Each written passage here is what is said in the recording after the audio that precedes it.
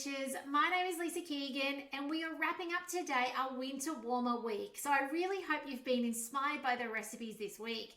Now we're finishing off with a beautiful vegetarian curry, and it's a lot like a butter chicken. If you've not tried, and I don't know how to pronounce it right, I'm going to say makhani before, but it may be pronounced differently. I would highly suggest you do. There is another beautiful one that I have made before. This one's brand new to me, but I have made before, which is a paneer one as well, and it is just amazing. It is like a butter chicken, but just a beautiful depth of flavor. So come with me today. This has a few steps in it, but it is well worth giving a go to and letting me know what you think. Now, in advance, you will need some paneer. Please don't go buy it.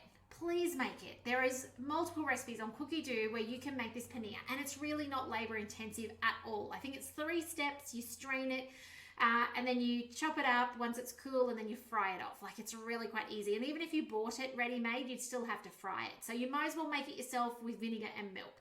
By the way, talking about cheeses, I do have a cheese course. So go to thermixingadventures.com.au and I'll put a link. Stepping up is the end of that. So thermixingadventures.com.au/stepping up, and you'll find a cheese course there where we go into all sorts of amazing cheeses, from creme fraiche to fromage blanc to halloumi and feta and so much more. So it's lots of fun. But if you like cheese, you've got to try this curry, because cheese and curry together are amazing. So let's get started straight away on this. So the first thing it's going to get us to do is actually make a nut paste. So we're going to be adding to the bowl, I'll just tear that back, some cashews. Now, if you can't do cashews because you can't do nuts, sesame seeds will work fine as well. And I actually dare say you could skip it out completely if you needed to, because I reckon you could just thicken it up with some extra. At the end, it's got yogurt and cream. I'm just going to use only cream because that's all I've got. But I reckon you could just put a tad more in to give you that creaminess. So I actually think this step, if you can't do nuts or you haven't got nuts, it's not the end of the world. You could certainly just change it. Okay, totally. Okay, 2 teaspoons of water, not much at all, 10 grams really. Wish they kind of put 10 grams on there, right? Or is it 2 tablespoons? 2 tablespoons, still, okay, 40 grams. On with the lid, and we're gonna now make this into a paste. It's got 30 seconds to pastify this down, and then we're gonna transfer it aside. So, back we go, up we go. I won't try and talk over it, but I'm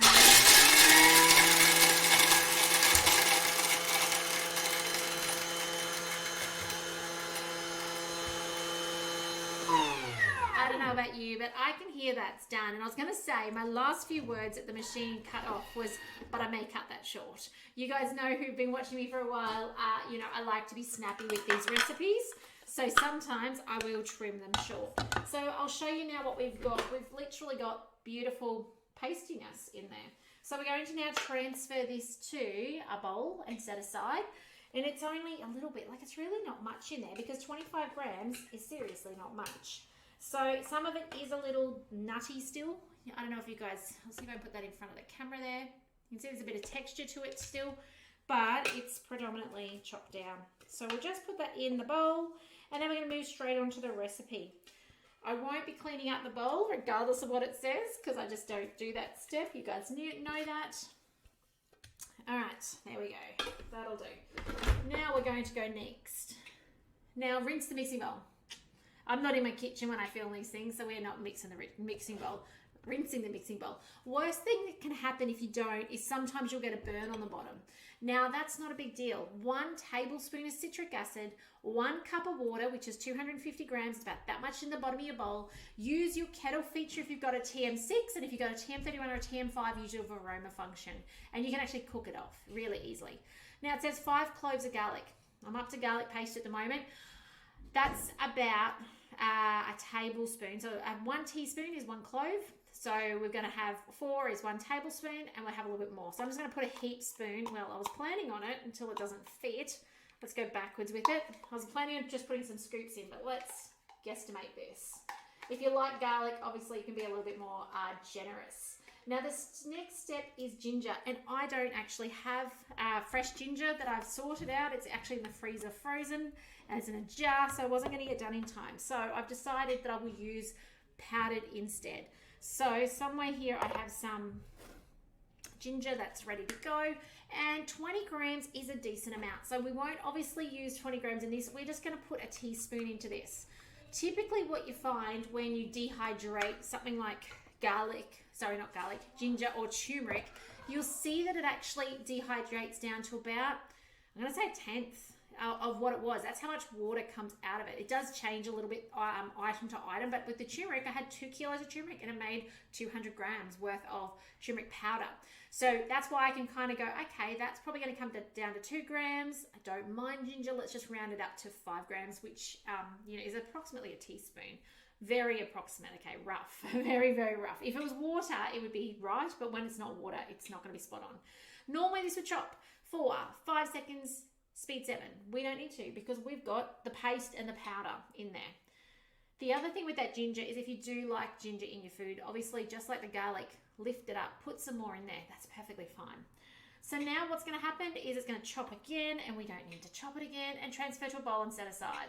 So then it's asking for some ghee. I wish I didn't put that in there. I'm going to skip it.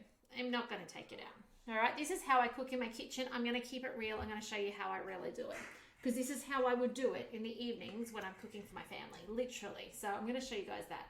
50 grams of ghee, but I don't have ghee. I have olive oil. So use what you've got. I'm going to put 44 grams in, and just because that's where it landed. Now, normally it would heat up the oil, and then I'm going to guess it's going to add the onion and that sort of stuff in. I'm not going to do that, okay? I'm going to skip it. So as I said, this would be how I would cook for my family. So I'm sharing with you kind of how I use the Thermomix guided recipes as my own. So do bear with me today. Hopefully it'll inspire you and give you confidence to kind of wing it at times as well. So 70 grams of onions. Now I did say quartered, so I did quarter those. In they go. 57, it was a small onion. Normally I don't actually go with the under. Normally it's over, but that'll do for today. On with the lid. And now it's got 3 seconds, speed 5. Let's spin that up. Now we're chopping. Won't take long. There we go. And now with the measuring cup in place, so all that step did was cut my onion down. That's it. But now it's going to cook. So it's going to cook for 5 minutes at 120 degrees on 0.5 speed, half speed, while you prepare your next lot of ingredients. So let me just give you a quick rundown. So I know a lot of you guys cook with this recipe as you watch it. So what you'll need to grab, you'll need some tomatoes. It says passata. I'm just using diced tomatoes. You will need your classic Indian spices. So they are your cardamom, coriander, cumin, garam masala, turmeric. Okay, your classics. Now there is a special one in this, and it's called Kashmiri chili powder. Now it is a super mild capsicum chili.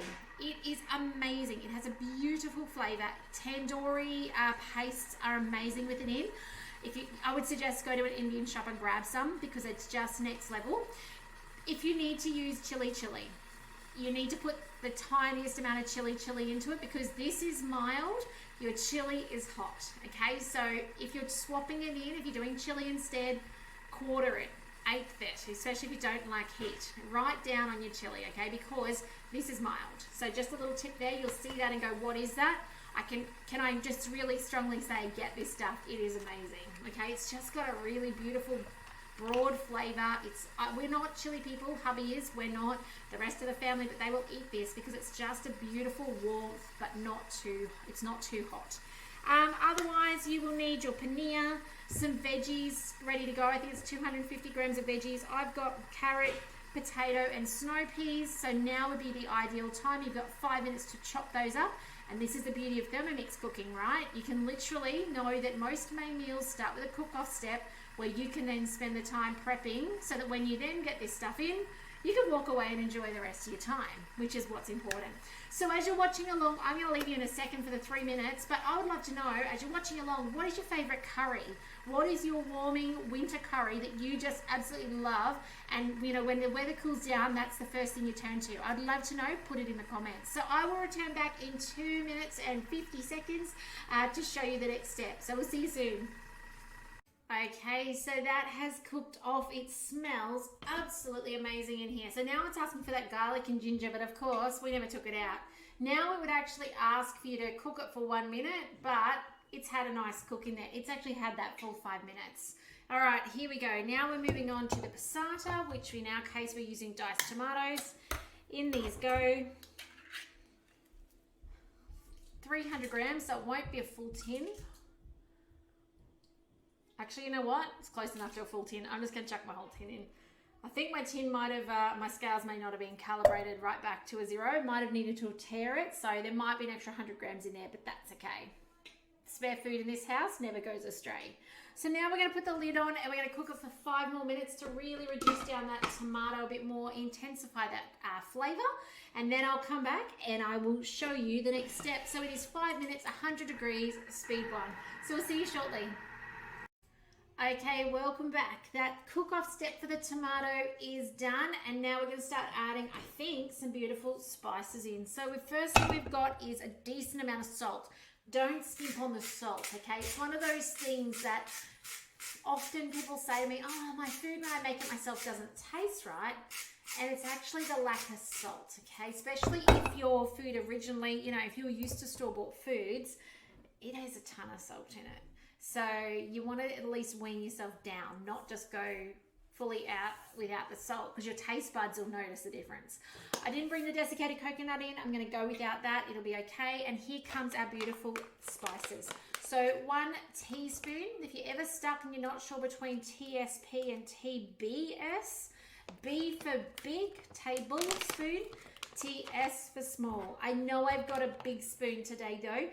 It was all that was left in the drawer. I feel like some little people have been helping themselves. So I'm just approximating a teaspoon in there, and that's how I roll sometimes. Next up, oh, and it's got garlic on the end, that's right. Okay, coriander. So here goes these beautiful spices. Now, little tip. I don't like coriander greens. Okay, I really, really don't like greens. They taste like squishy ants. I don't know why I don't know what squishy ants taste like, but they do. This is actually different, okay? It's the seeds, I think, that are milled, that are crushed down. So it's a different flavor. So don't be scared of it because you don't like the greens like I do. Just give it a go. You'll find it's a different sort of flavor. Half a teaspoon of cumin. We love cumin around here. It's the one we go through so much of. Next up, we've got some cinnamon. I forgot to bring it in. I'm going to have to add it off camera later. I knew there was something else. Half a teaspoon of garam masala. Now, garam masala, you can make yourself in the Thermomix. I've made this myself, and it lifts the flavor of the dish altogether. It's actually a whole lot of different spices.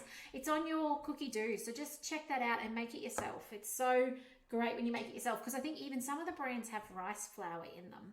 So there's no need for it though. It can just be fully spices. Okay, 1/4 teaspoon of turmeric. I can get the lid open. So it's not much turmeric. Sometimes turmeric will stain your bowl. Well, not your bowl, your lid. If that happens, it'll be fluoro yellowy green. You can put it out in the sun. I find dishwashers over time take the color back out of it.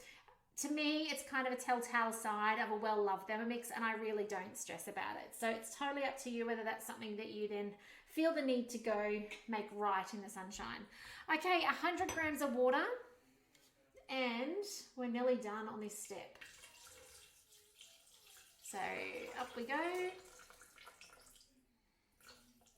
There we go. And then next up, on with the lid, and we've got a little bit more time to cook. So we're making this beautiful layered sauce, all right? And that's what you'll see if you've ever watched somebody make traditional Indian curries. You'll see that they layer it in. Normally, they will start with the hot oil, and then they'll be putting the spices, and then sometimes a different order to what we do, but it is certainly a layered approach. So let's do 10 minutes, 98 degrees. We're not bringing these up to super duper hot. It's not going to boil it, on speed 1. So we'll spin that up, and I will see you in 10 minutes for the next step. So we'll see you soon.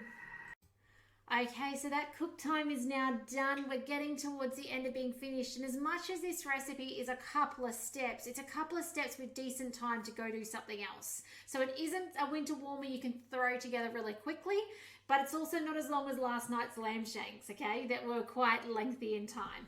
So now we're going to add, when I can get my lid off, I'm going to add to the bowl some mixed veggies. We've got, I've just got potato, carrot, and something else in the bottom.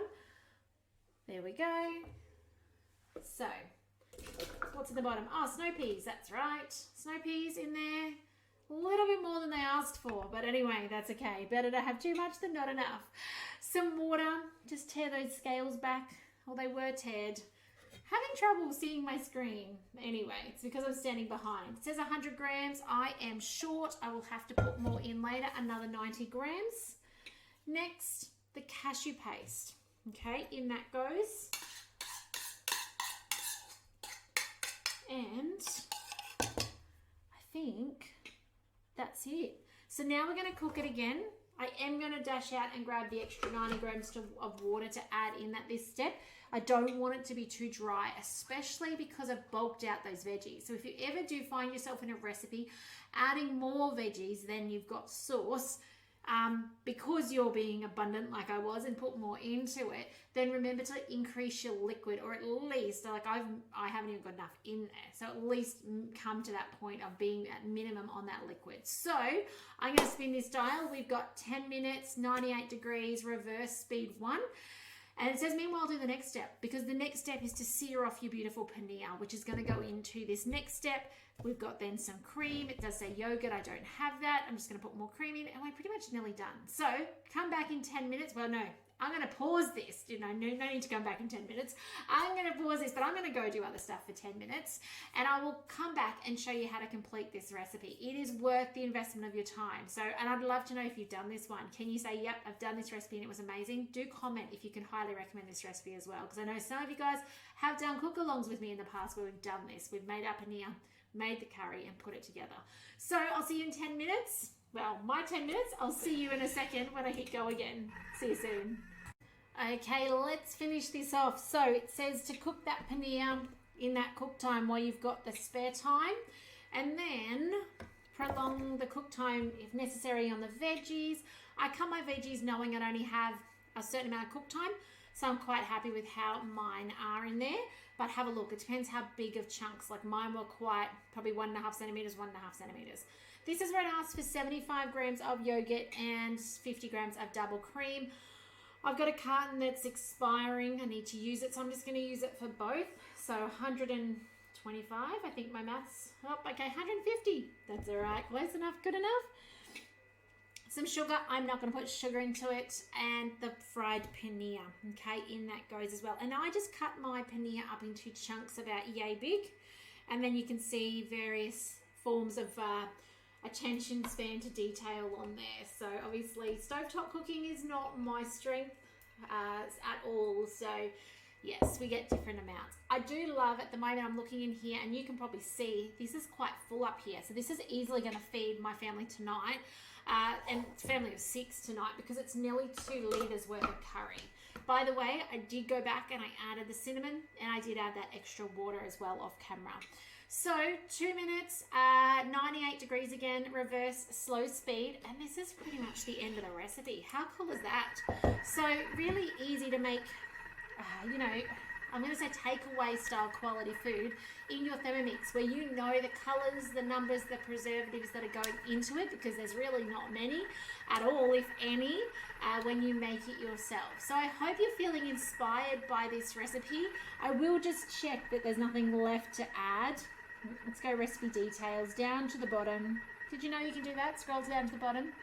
So then it just says to serve with some coriander leaves after this cook time. And you guys know, coriander, not one of my favorite greens, so I won't be using that today. I'll just sprinkle some parsley on top for some color and serve it with some brown rice.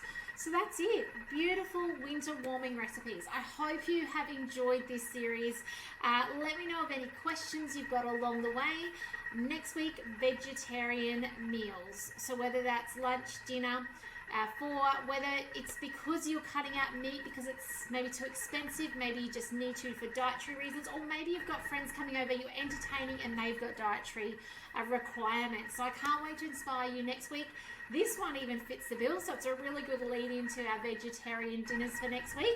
But otherwise, guys, have a fantastic weekend, and please reach out if I can support you with a demonstration, getting a TM6 on the bench, or even just questions regarding the recipes. Always love to hear from you and what you're doing with your Thermomix. So take care. Thanks for joining me today. My name is Lisa Keegan, and I will see you next week for some more TMXing adventures with your Thermomix. So take care. Bye for now.